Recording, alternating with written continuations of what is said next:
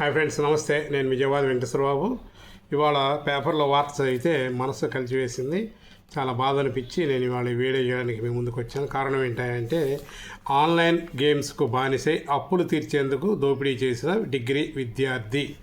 ఇది ఇవాళ వార్త సారాంశం. అంటే ఈ యొక్క పిల్లల యొక్క బలహీనతలని, డబ్బుకు సంబంధించిన బలహీనతని ఈ యొక్క ఆన్లైన్ ప్లాట్ఫామ్స్ అవనండి, సోషల్ మీడియాని ఎట్లా దుర్వినియోగం చేసుకుంటున్నాయి, వాళ్ళు ఎలాగా అక్రమార్గాల్లోకి డబ్బు సంపాదించాలనుకుంటారనేది వాళ్ళ మన వీడియోలో సారాంశం కింద నేను తీసుకున్నాను. సో ఏంటంటే వృద్ధురాలిని బావిలోకి తోసిన ఘటనలో డిగ్రీ విద్యార్థి అరెస్టు. కూలి కోసం అంటూ విద్యార్థిని తీసుకెళ్లి బంగారం దోచుకుని బావిలోకి నెట్టేసిన సంఘటనలో 2 నిందితులతో కరీంనగర్ పోలీసు అరెస్ట్ చేశారు. ప్రధాన నిందితుడు డిగ్రీ విద్యార్థి అని ఆన్లైన్ గేమ్స్ ఆడి లక్షలు నష్టపోయి అప్పులు తీర్చేందుకు దోపిడీకి ఒడిగట్టినట్లుగా గుర్తించారు. కరీంనగర్ సిపి గౌస్ ఆలం విలేకరులకి వెల్లడించారు.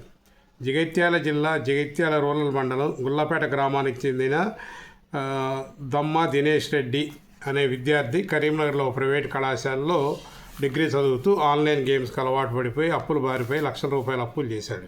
సో అప్పులు తీర్చుకోవడానికి ఎలా మార్గం కనబడక అప్పులలో ఒత్తిడి చేస్తామంటే దాంట్లో తప్పించుకోవడానికి ఒక ప్లాన్ వేశాడు. ఏంటి ఆ ప్లాన్ ఏంటంటే కొద్దిగా బంగారం ధరించినటువంటి వృద్ధురాలని అటువంటి వాళ్ళని దోపిడీ చేస్తే మన ఈ అప్పులు తీర్చేయచ్చు కానీ ఒక క్రిమినల్ మైండ్ ఆలోచన వచ్చి ఏం చేశాడంటే ఆయన ఈ అప్పులు తీర్చడానికి ప్లాన్ వేసుకొని వెళ్ళి ఏం చేశాడు, ఈ గంగాధర లక్ష్మి అంట ఆ పని కోసము టవర్ సెంటర్ సర్కిల్లో లేబర్ అడ్డా దగ్గర నిలబడి ఉంటే మా బావిలో పొడికి తీయాలి వస్తావని చెప్పి కూలికి మాట్లాడుకున్నాడు. వస్తా అన్నాక కూలి రేటు మాట్లాడాక పెద్ద మనిషిని మోటార్ సైకిల్ మీద ఎక్కించుకొని బావి దాకా తీసుకెళ్ళి ఆ బావిలో పొడికి తీయాలని చెప్పి ఆ బావి దగ్గర తీసుకెళ్ళాక ఏం చేశాడు, ఆ మెడలో ఉన్న బంగారం చెవులకున్న బంగారాన్ని దోచేసుకొని ఆమెను బావిలో దోసేశాడు. తోసేసి వచ్చేసి కామ్గా వెళ్ళిపోయి ఏం చేశాడు, ఆ బంగారాన్ని అమ్మేసుకున్నాడు. ₹30,000 కరీంనగర్లో ఉన్నటువంటి బంగారాన్ని కరీంనగర్ టవర్ సర్కిల్ ప్రాంతం నుంచి నగల వ్యాపారి వేణు మనోహరాచారికి విక్రయించినట్టుగా ₹30,000 విక్రయించినట్టుగా తెలిసింది వీళ్ళకి పోలీసు వాళ్ళు.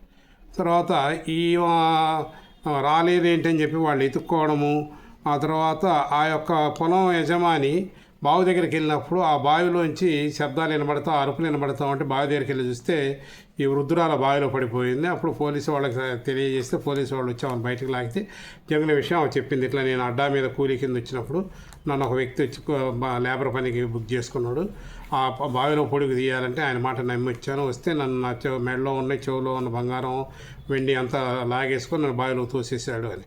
సో దాని ఆధారంగా వీళ్ళు ట్రేస్ చేస్తే ఎవరయ్యా అంటే ఆ పిల్లవాడు వచ్చి ఇక మన కరీంనగర్ జగిత్యాల రూరల్ మండలం గుల్లపేట గ్రామానికి చెందిన దమ్మ దినేష్ రెడ్డి అంట.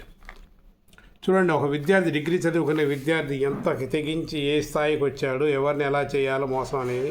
కారణం ఏంటంటే మానసికమైన బలహీనతతోటి ఆన్లైన్ బెట్టింగ్లు యాప్స్తో గేమ్లు ఆడడము, డబ్బులు ఎక్కువ అక్రమార్గంలో డబ్బులు సంపాదించి ఒకసారి లక్షాధికారులు అయిపోవాలన్నటువంటి వెర్రి ఆశతో ఉన్నారు. తల్లిదండ్రులు పిల్లల్ని దూరంగా హాస్టల్లోనో లేకపోతే పీజీల్లోనో చదివించేటప్పుడు వాళ్ళు ఏం చేస్తున్నారు, వాళ్ళ ప్రవర్తన ఎట్లా ఉంది, వాళ్ళ బిహేవియర్ ఎట్లా అనేది కూడా వీళ్ళు అబ్జర్వ్ చేసుకుంటున్నప్పుడు ఇటువంటి కేసు అవుతుంది. నాకు ఒక 6 నెలల క్రితం ఒక కౌన్సిలింగ్ ఒక కేసు పట్టుకొచ్చారు. సో ఆ కేసు పూర్తి వివరాలు మీకు చెప్తాను. ఏంటంటే ఒక విద్యార్థి 9వ తరగతిలో ఉన్నప్పుడే క్రికెట్ ఆడుతూ బెట్టింగ్గా ఆకర్షించబడ్డాడు. ₹10 బెట్టింగ్ పెట్టి క్రికెట్ ఆడడం. సో అట్లా ఆడుతూ ఇంటర్మీడియట్ ఇక్కడ చదివాక ఈ బెట్టింగ్ పిచ్చి ఎక్కువ అయిపోయిందని చెప్పి వాళ్ళ పేరెంట్స్ ఏం చేశారు, ఇక్కడ ఉంటే వీడు కంట్రోల్ అవ్వడం కష్టం అని చెప్పి తీసుకెళ్ళి ఎక్కడో గుజరాత్లో ఒక పెద్ద నగరంలో ఉన్న పేరు మోసిన కాలేజీలో వేశారు. రాజ్కోట్లో పేరు మోసిన కాలేజీలో వాడిని ఇంజనీరింగ్ చదివిస్తాను. అయితే ఈ పిల్లవాడు ఏం చేసేవాడంటే ఇక్కడికి వచ్చినప్పుడు తల్లి డబ్బులు డ్రా చేసుకున్నప్పుడు ఏటీఎం డబ్బులు డ్రా చేసుకుంటూ ఆ పిన్నే కాకుండా దానికి సంబంధించినటువంటి డిజిటల్ టెక్నాలజీ అంతా ఆయన తెలుసుకొని ఏం చేశాడు, అక్కడ రాజ్కోట్లో ఆన్లైన్ బెట్టింగ్ గేమ్స్, ఇప్పుడు మనకు తెలంగాణలో ఆన్లైన్ గేమ్స్ బ్యాన్ చేసామన్నా కూడా వేరే చోట వస్తాను ఇంటర్నేషనల్ బెట్టింగ్ యాప్స్ ఓపెన్ అవుతానట్టు అక్కడ ఈ పిల్లవాడు బెట్టింగ్ ఆడుతూ ఈ తల్లి యొక్క ఏటీఎం కార్డు లింకప్ చేశాడు కాబట్టి అందులోంచి డబ్బులు డ్రా చేసి అక్కడ ఆడతాం. వీళ్ళ తల్లిగారు ఏం చేశారు, బ్యాంకుకి కిస్తీ కట్టాలి, ఈఎంఐ కట్టాలని చెప్పి అనుకుంటే బ్యాంక్ వాళ్ళ నుంచే ఫోన్ వచ్చింది, మీరు పోయిన నెల డబ్బులు కట్టలేదు, మరి ఎందుకు కట్టలేదు అని అడిగితే అదేంటంటే నా అకౌంట్లో డబ్బులు ఉన్నాయి, మీరు కట్ చేసుకోండి అన్నప్పుడు వాళ్ళు పిలిపించారు. తీరెళ్ళి చూస్తే ఈయన మ్యాక్సిమం 3,000 నుంచి 6,000 రూపాయలు వారం అట్లా తీస్తానంటే ఎట్ ఏ టైం డబ్బులు తీయకుండా ఆ యొక్క ఆన్లైన్ గేమ్కి ఎంత కావాలంత డ్రా చేసుకుంటూ సుమారుగా ఒక 3.5 లక్షల రూపాయలు అప్పులు పడ్డాడు. ఇవాళ తల్లిగారు ఏం చేశారు, అక్కడ హాస్టల్ ఫీజు కాలేజ్ ఫీజు కట్టమని పంపిస్తే ఆ డబ్బులు కూడా వాడేసుకున్నప్పుడు అక్కడ కాలేజీ నుంచి వాళ్ళు ఫోన్ మళ్ళీ అదేంటి నేను మా అబ్బాయికి డబ్బులు ఇచ్చి పంపించాను కదంటే రాలేదు, డబ్బులు కట్టలేదు, మీ అబ్బాయిని తీసుకెళ్ళిపోయి ఆ పిల్లవాడిని నా దగ్గర కౌన్సిలింగ్ తీసుకొచ్చారు. అంత విషయం మాట్లాడితే ఏంటంటే అక్కడికి వెళ్తే ఈ యొక్క ఆన్లైన్ గేమ్సే కాకుండా రకరకాల వ్యవహారాలన్నీ నడుస్తున్నాయి. అక్కడ మళ్ళీ మనకు తెలుగు పిల్లలే మన ఆంధ్రప్రదేశ్ తెలంగాణ రాష్ట్రానికి సంబంధించిన విద్యార్థుల యొక్క డామినేషన్ వాళ్ళు అక్కడ లీడర్ల కింద ఉండి పీజీ హాస్టల్స్లో ఉండి మేనేజ్ చేస్తూ 10,000 రూపాయలు వడ్డీకి అంటే 1,000 రూపాయలు వడ్డీ తీసుకోవడం అంటే 9,000 ఇస్తాడు.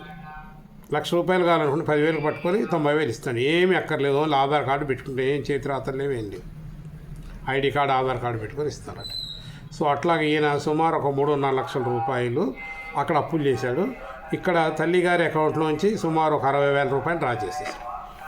చేతులు కాలేక ఆకులు పట్టుకున్నట్టు అయింది. ఇప్పుడు వాళ్ళకి ఏం చేయాలా ఏంటనేది అర్థం కాని పరిస్థితి. ఆ పిల్లల్ని తీసుకొచ్చేద్దామా అక్కడే ఉంచుదామా, సెకండ్ ఇయర్ అయిపోయింది ఏం చేయాలని వాళ్ళు ఇట్లా మనోవేదన చెందుతారు. సో నా విజ్ఞప్తి ఏంటంటే తల్లిదండ్రులు కంపల్సరీ పిల్లల యొక్క ప్రవర్తన, వాళ్ళు ఇటువంటి వాళ్ళతో తిరుగుతున్నారు, వాళ్ళు కాలేజీలో ఏం చేస్తున్నారు, కాలేజీ అయిపోయాక ఫ్రెండ్స్ తోటి తిరుగుతున్నారా లేకపోతే హాస్టల్లోనే ఉంటా ఉన్నారా, ఇవన్నీ కూడా ఒక కన్నేసి ఉంచుకోవడం అవసరం. అయితే వాళ్ళ దూరం అది చెన్నైయో బెంగళూరు రాజకోటో లేకపోతే వారణాసి అయినా ఒక సంవత్సరానికి 6 నెలలకు ఒకసారి వెళ్ళి చూసి తెలుసుకోవడం చేయకపోయినప్పుడు పిల్లలు మన చేయి దాటిపోతారు. ఇదే స్టేజ్లో ఇంకా మనం అప్పుడప్పుడు వార్తలు వింటూ ఉన్నాం, ఏంటంటే సూసైడ్ చేసుకుంటారు ఆ ఒత్తిడి భరించలేక. సో ఇవాళకి అనేది లింగలింగం అని ఒక కూతురు ఒక కొడుకు, ఆ ఒక్కరు కూడా ఇటువంటి తప్పుడు పనులు చేసేసి తెలియని కేసుల్లో ఇరుకు. ఇదంతా ఏంటంటే తెలియకుండా వాళ్ళు చేసే పనులు తెలిసి చేసేటి కావు. ఒక రకమైనటువంటి ఆవేశంలోనూ ఆనందంలోనూ సంతోషంలోనూ ఈ తప్పుడడుగు వేసేసి దానిలోంచి బయటికి రాలేక ధైర్యంగా ఉన్నోళ్ళేమో చెప్తా ఉన్నారు, ధైర్యం లేనివాళ్ళు సూసైడ్ చేసుకున్నారు. సో ఈ 2 ఉదంతాలని తల్లిదండ్రులు కొంచెం తెలుసుకొని వాళ్ళ పిల్లల్ని కొంచెం జాగ్రత్తగా మానిటర్ చేసుకోవాల్సిందిగా నా విజ్ఞప్తి చేస్తున్నాను.